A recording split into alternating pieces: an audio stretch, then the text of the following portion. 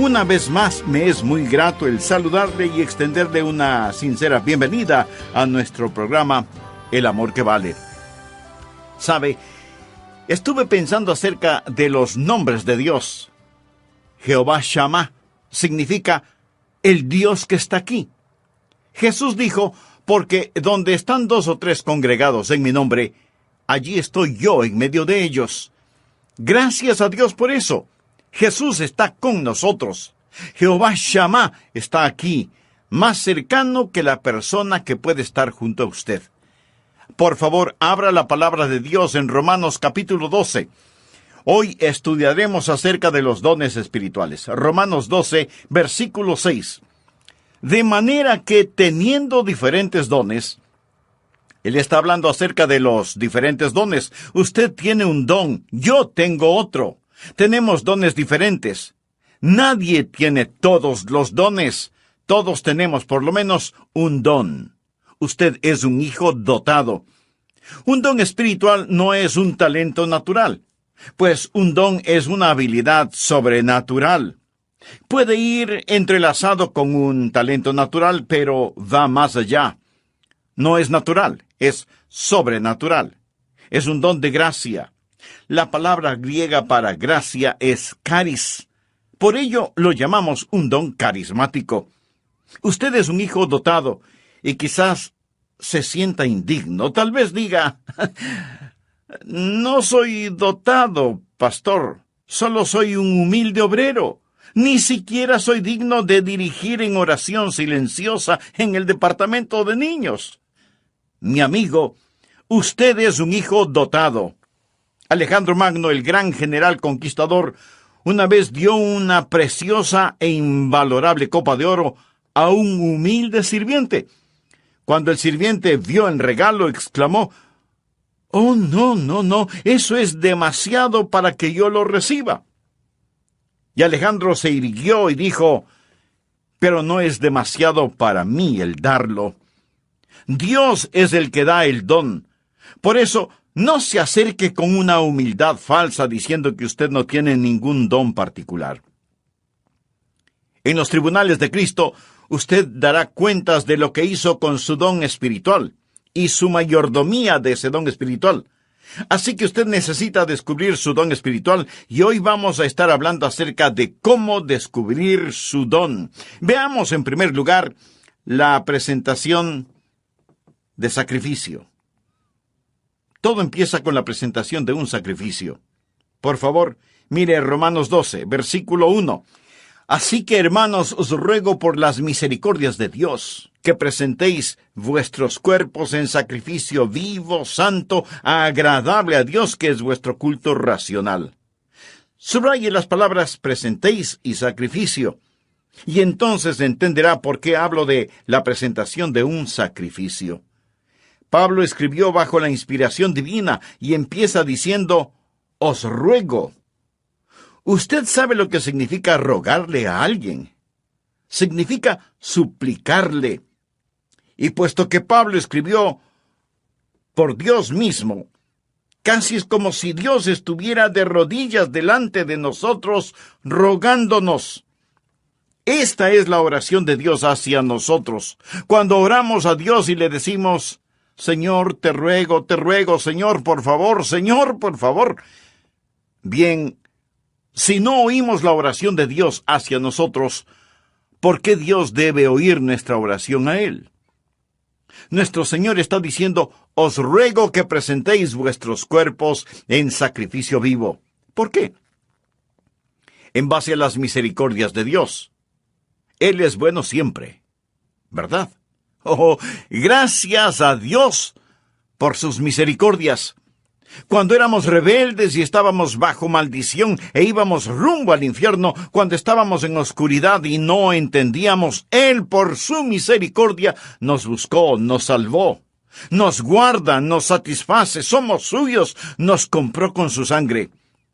Escúcheme cuidadosamente. La consagración no es dar a Dios algo. La consagración es quitar sus manos de lo que ya le pertenece a Dios. Usted no es su dueño, usted sencillamente quita sus manos de este. Usted no puede decir, es mi vida. No lo es. Usted no es su dueño. Fue comprado con un precio y debemos ser un sacrificio vivo. ¿Qué significa que debemos ser un sacrificio vivo? Permítame decirle lo que significa. En primer lugar, va a ser diferente a cualquier sacrificio animal del Antiguo Testamento, porque ningún sacrificio animal fue voluntario. Usted se ofrece, se presenta. ¿Lo ha hecho alguna vez? Simplemente ha dicho, heme aquí, Señor, me presento a ti, soy un voluntario. Todo lo que tengo es tuyo. Wilbur Chapman fue un gran evangelista, y él le preguntó al general Booth, el fundador del Ejército de Salvación, «General, ¿cuál es el secreto de su vida? ¿Por qué Dios lo ha usado tanto?» El general Booth pasó su mano por sus blancos cabellos, pensó por un momento y luego contestó, «Dios tiene todo de mí. Ha habido hombres más inteligentes, enormes oportunidades, pero yo desde el día que tuve la visión de lo que Dios podía hacer por la pobre y antigua ciudad de Londres, determiné en mi mente que Dios poseería todo de mí», de William Booth. Permítame preguntarle, ¿alguna vez le ha dicho eso a Dios? Dios, aquí estoy. Puedes tener todo lo que soy.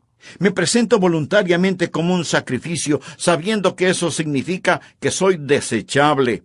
Todos mis planes y metas, así como las llamadas posesiones, los sacrifico, Señor, a tu sangre.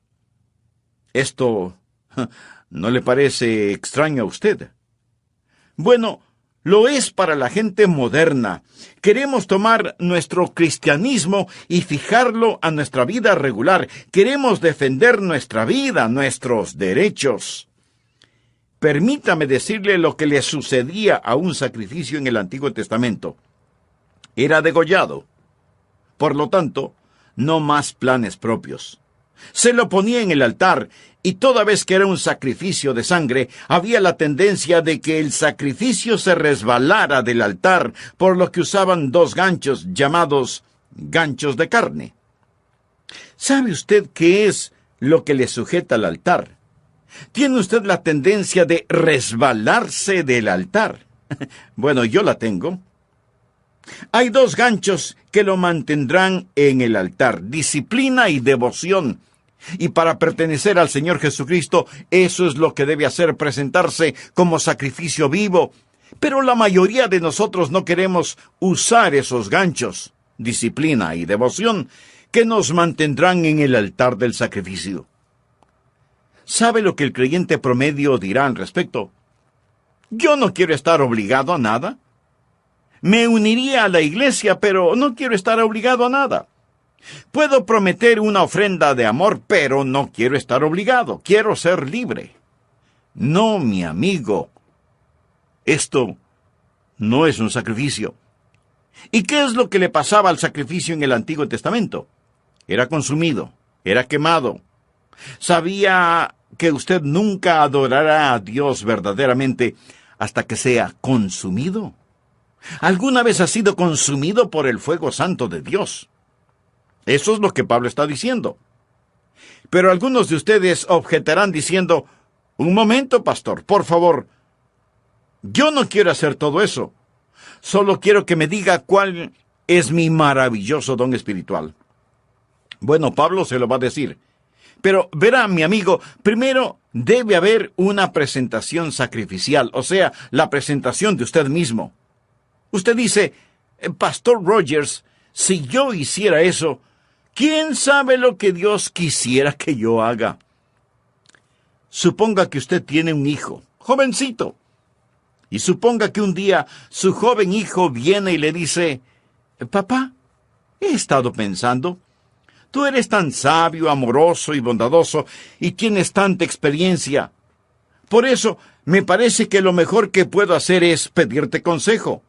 Y lo que tú me digas que debo hacer, eso es lo que haré, y lo haré de todo corazón. Dime qué quieres que haga, dónde quieres que vaya, qué deseas que estudie, quiénes quieres que sean mis amigos. Lo que me digas lo haré. Y usted piensa, mi hijo debe tener calentura. Pero suponga que en verdad quiere hacer lo que usted le pide. Así que usted va donde su esposa y le dice, parece que a nuestro hijo lo tenemos en las manos. Él se va a arrepentir de haberme dicho que hará cualquier cosa que yo le pida. ¿Procedería usted así? Creo que no. Lo más probable es que si usted estuvo pensando en regalarle un carrito, aunque sea usado, lo que su hijo le manifestó inclinará un poco más aceleradamente la balanza. ¿No le parece? Es la manera que él tiene de decirle, papá, yo sé que me amas. Usted se presenta a sí mismo como sacrificio vivo y comprobará cuál sea la buena voluntad de Dios, agradable y perfecta. No tenga miedo de entregarse a Él, ni de decir, heme aquí, Señor, me entrego totalmente a ti.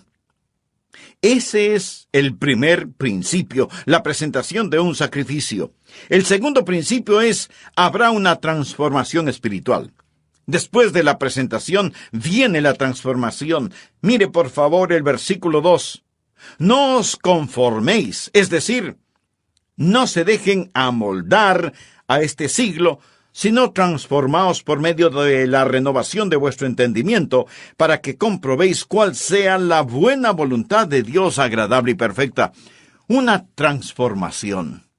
La palabra transformación aquí es una traducción de la palabra griega metamorfo. ¿Qué palabra le recuerda? Metamorfosis. Y esta es la transformación. Usted pasará por una metamorfosis. Como una oruga entra en un capullo y pasa por una metamorfosis, y ese feo gusano que entra en ese capullo sale como hermosa y gloriosa mariposa. ¿Por qué? Porque ha pasado por una metamorfosis que literalmente significa un cambio de forma. Y cuando usted se presenta de esa manera a Dios, amigo, usted va a tener una metamorfosis. La palabra describe literalmente lo que pasa cuando la naturaleza interna sale a la superficie. ¿Cuál es la naturaleza interna de esa oruga? Es una mariposa. ¿Sabía que esta es la palabra que se usó cuando Jesús fue transformado en el monte de la transfiguración? ¿Recuerda la historia? Él subió a esa montaña con Pedro, Santiago y Juan, y allí la Biblia dice que él fue transformado, transfigurado. Es exactamente la misma palabra que se usa aquí. Por ello, se le llama el monte de la transfiguración. Jesús pasó por una metamorfosis. ¿Recuerda lo que dije? ¿Qué es una metamorfosis? Es cuando la naturaleza interna sale a la superficie. ¿Cuál es la naturaleza interna de Jesús? Gloria. Cuando él pasó la metamorfosis, su gloria salió a la superficie. Su rostro resplandecía como el sol de mediodía. Su vestidura era blanca como la nieve. El fulgor del Señor Jesucristo estaba allí siempre, pero lo que estaba en la naturaleza interna pasó por una metamorfosis, y la naturaleza interna salió a la superficie como la naturaleza interna de una oruga, una mariposa. La naturaleza interna de Jesús es gloria. Una pregunta. ¿Cuál es su naturaleza interna si es salvo? Jesús. Jesús. Él es su naturaleza interna. Y cuando usted se presenta a Él como un sacrificio vivo, una transformación espiritual toma lugar. El Jesús que es residente en usted se convierte en el Jesús presidente en usted. El Jesús escondido en usted es el Jesús revelado en usted. Y hay un cambio divino y usted no es moldeado por este mundo. Y este mundo que camuflaría, borraría y escondería su naturaleza interna, esos grilletes se rompen y Jesucristo sale de usted. y usted tiene un cambio divino que le da la mente de Cristo, se renueva en el espíritu de su mente. Usted nunca entenderá realmente su don espiritual sin la mente de Cristo, sin una mente renovada. Y si usted está intentando descubrir su don espiritual sin presentarse voluntariamente como sacrificio, con razón que no sabe cuál es su don espiritual. ¿Sabe por qué usted no sabe cuál es su don espiritual? Porque su mente no está renovada. Pero cuando usted se presenta a Él como un sacrificio, habrá una transformación espiritual y usted comprobará cuál sea la buena voluntad de Dios, agradable y perfecta. No le tema a la voluntad de Dios. Ese es el lugar más alto, más feliz y más santo para usted. El tercer principio es, habrá tiempo para una sobria consideración. Leamos Romanos 12:3. Digo, pues, por la gracia que me es dada. Recuerda lo que es la palabra gracia. Es caris. El apóstol está diciendo, por el carisma que he recibido, a cada cual que está entre vosotros, que no tenga más alto concepto de sí que el que debe tener. Subraye la palabra tener. Sino que piense de sí con cordura conforme a la medida de fe que Dios repartió a cada uno. Note el énfasis de Pablo en las palabras tener y pensar. No estamos hablando de que Él, Jesús, va a renovar nuestra mente. Bien. ¿Qué es lo que usted haría con una mente renovada? Puedo sugerirle que piense.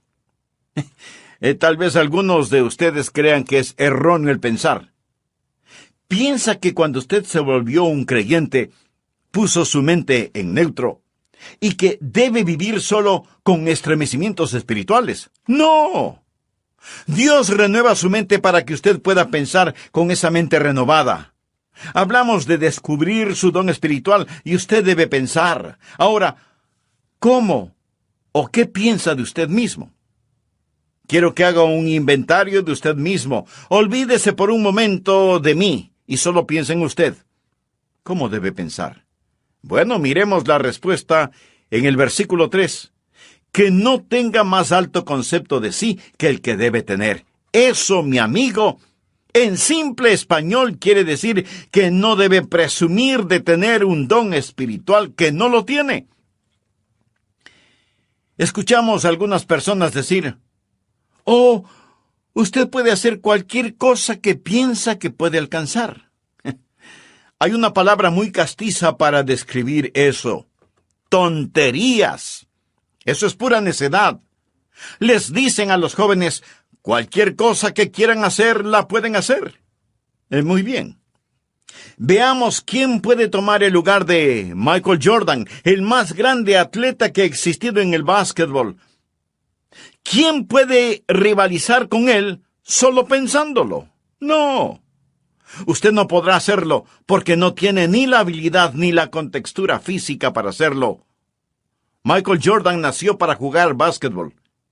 Pero así como él tiene talento natural y habilidad física para el juego, usted tiene talentos y habilidades sobrenaturales.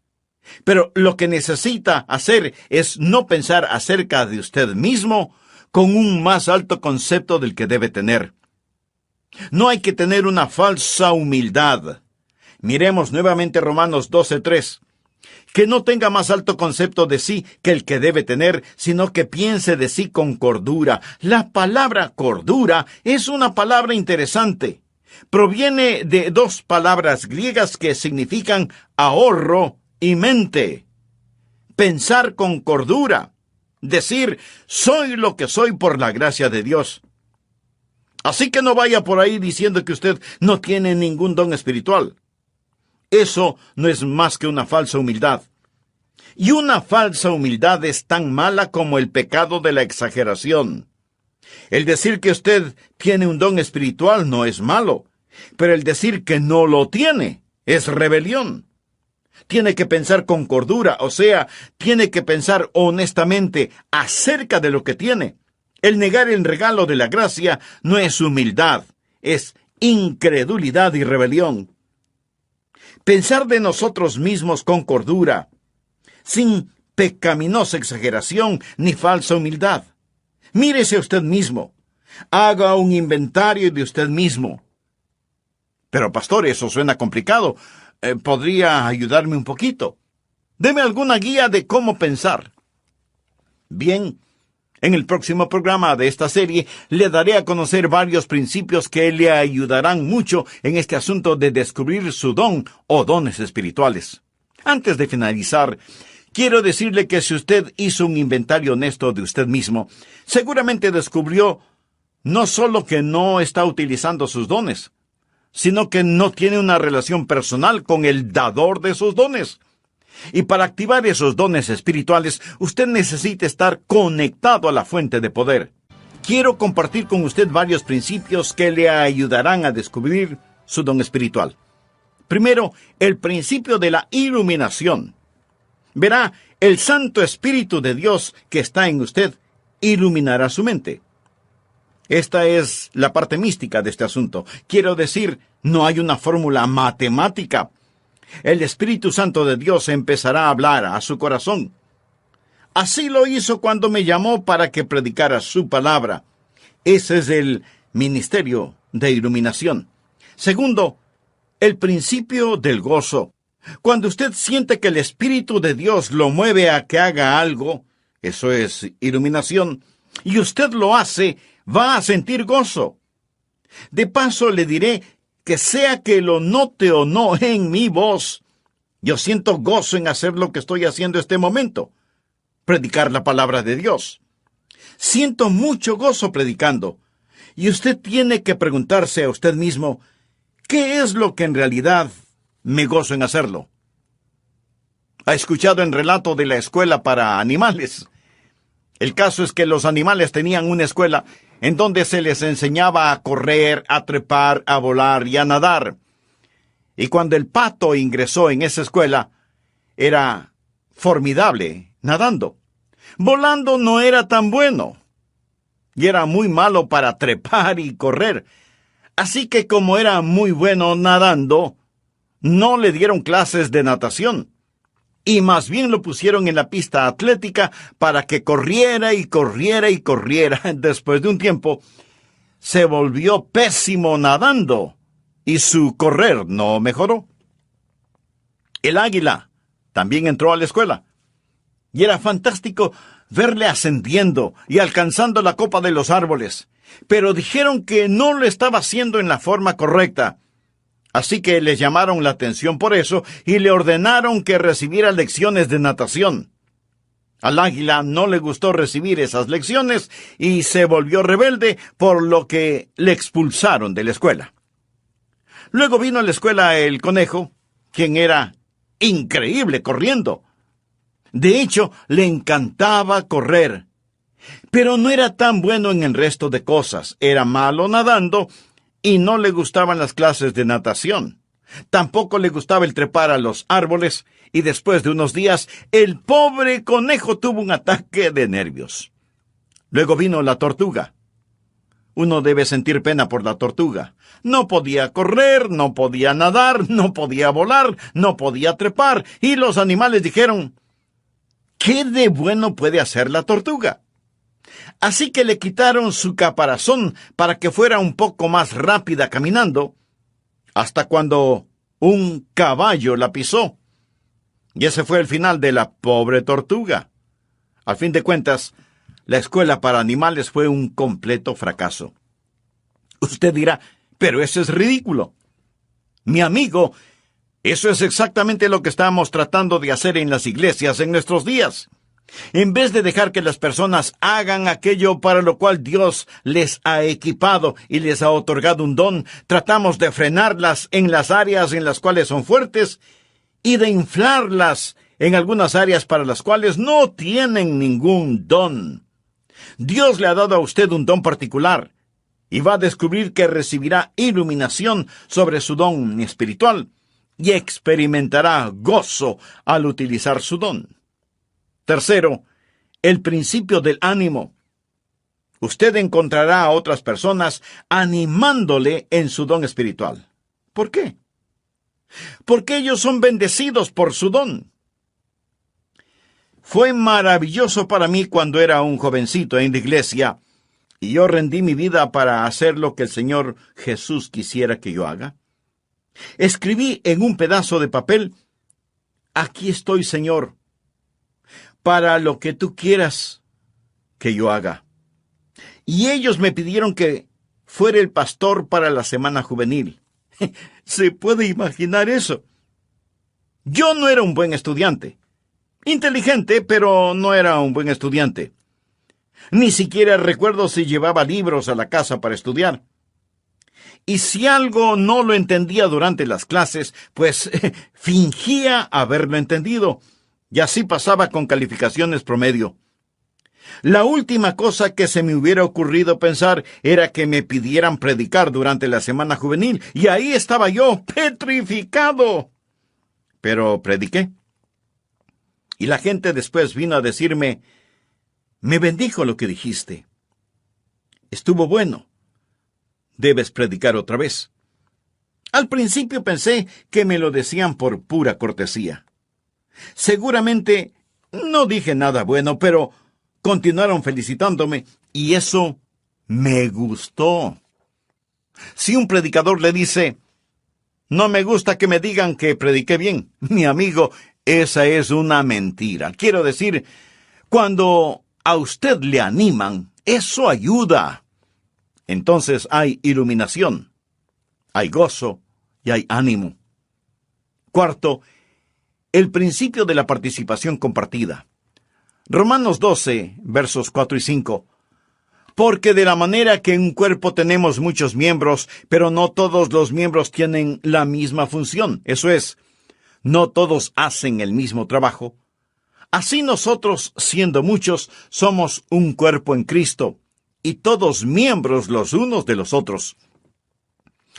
Ahora necesitamos aprender que cuando nos presentamos nosotros mismos a Jesús, también nos presentamos el uno al otro. Debe haber una participación compartida. Cuando usted pertenece a Cristo, también me pertenece a mí.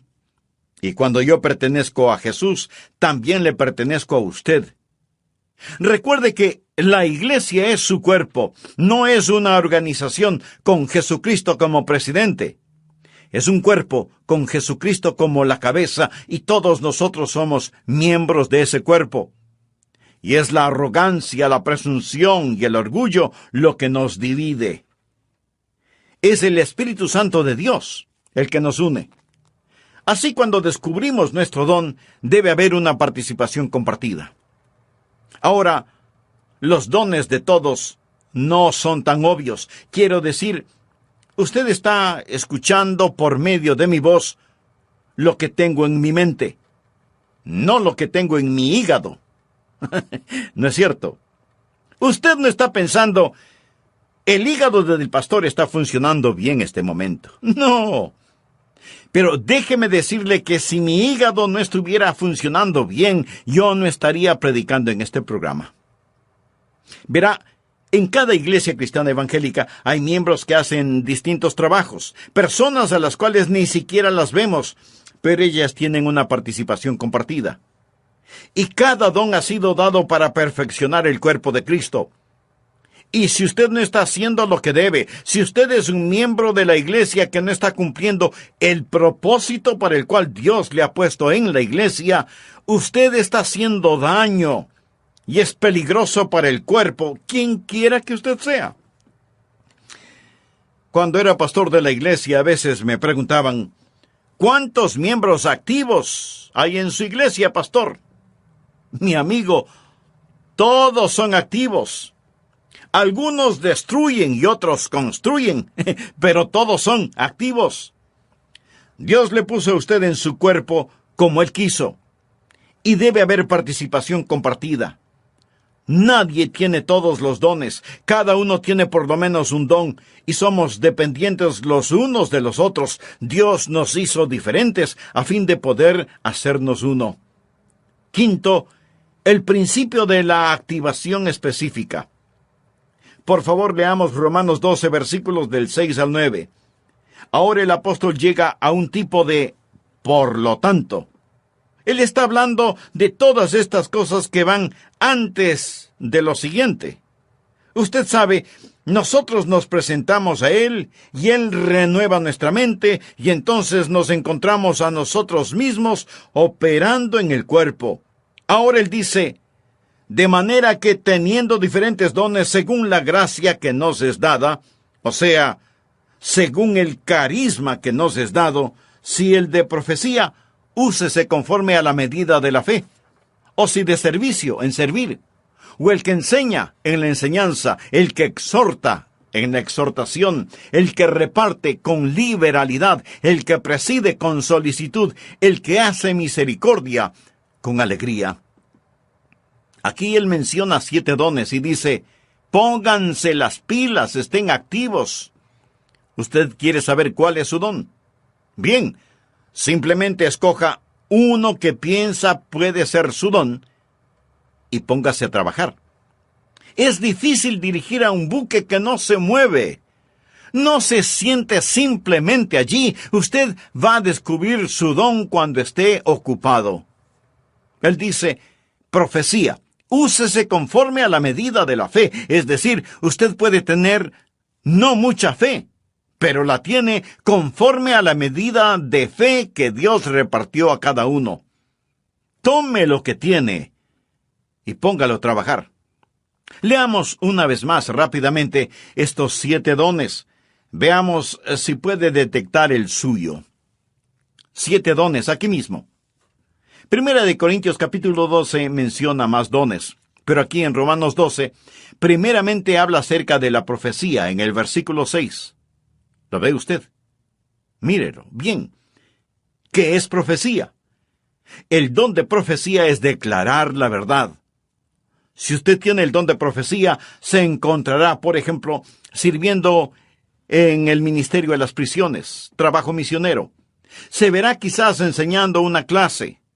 Pero usted se va a encontrar enseñando. Usted va a tener un deseo de poner persuasión y será persuasivo. Y usted moverá a las personas a la acción.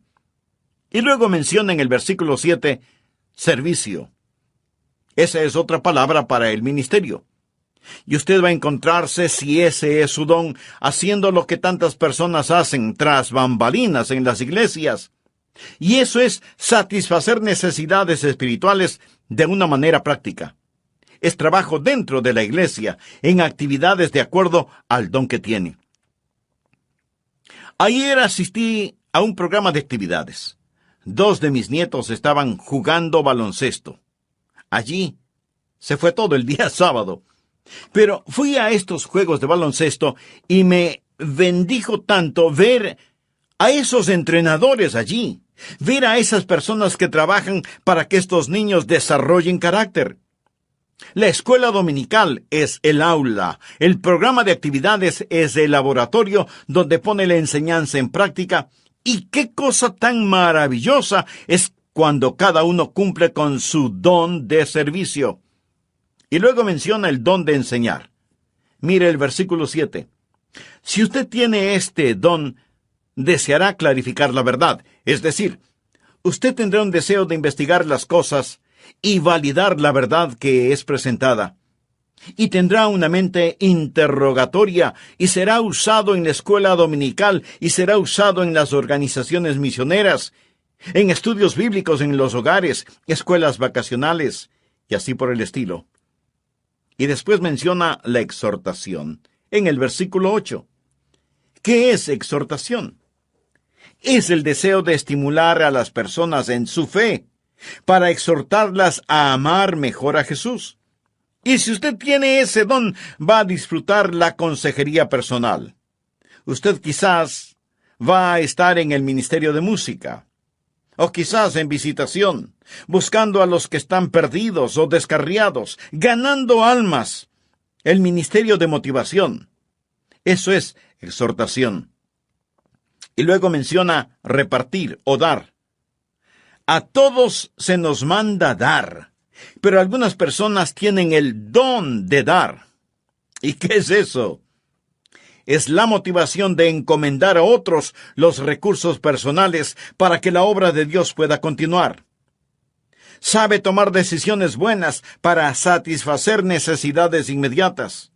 Usted tiene cuidado al dar, pero está deseoso de dar y tiene la habilidad de acumular y dispersar los recursos. Y hay personas en nuestras iglesias que tienen el don de dar. Y doy gracias a Dios por eso. Y continúa en el versículo 8 con presidir. Quizá ese sea su don. Es el de motivar, no el de mandar. Es coordinar las cosas y ayudar a las personas a ver todo el panorama y moverlos hacia esa visión. Coordinar las actividades de otros para una meta común, para la gloria de Dios. Y ese es el don de presidir, dirigir, ponerse de pie ante otros. Una persona que tiene este don también tiene el don de visión. Él ve hacia donde debemos ir y empieza a llevar y a motivar a las personas hacia eso. Luego tenemos el don de misericordia. Quizá ese sea su don. Oh, cuán necesario es ese don. Mire el versículo 8. ¿Cuál es el don de misericordia? Usted se identifica con las personas y consuela a los que están en dolor. Ahora llegamos a la última cosa. Después de haber una actividad donde usted realmente se ha ocupado, va a darse cuenta que todo empezará a calzar. Por favor, regresemos al versículo 2. No os conforméis a este siglo, sino transformaos por medio de la renovación de vuestro entendimiento, para que comprobéis cuál sea la buena voluntad de Dios, agradable y perfecta. Habrá la confirmación evidente. Usted comprobará cuál sea la voluntad de Dios, agradable y perfecta. Lo comprobará en su propio corazón. Tendrá esa confirmación y usted dirá, ese es mi don espiritual. Y una vez que usted llegue, primero, acéptese a sí mismo. Segundo, empiece a ser usted mismo. Tercero, comience a entregarse.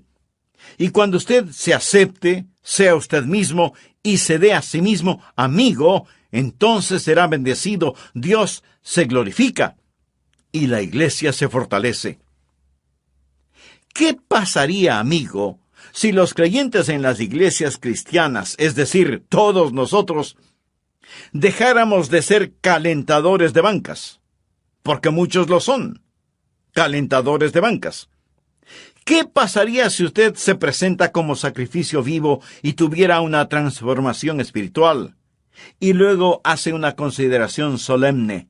Señor, ¿qué quieres que yo haga? ¿Sabe cuál es el problema con muchos de nosotros?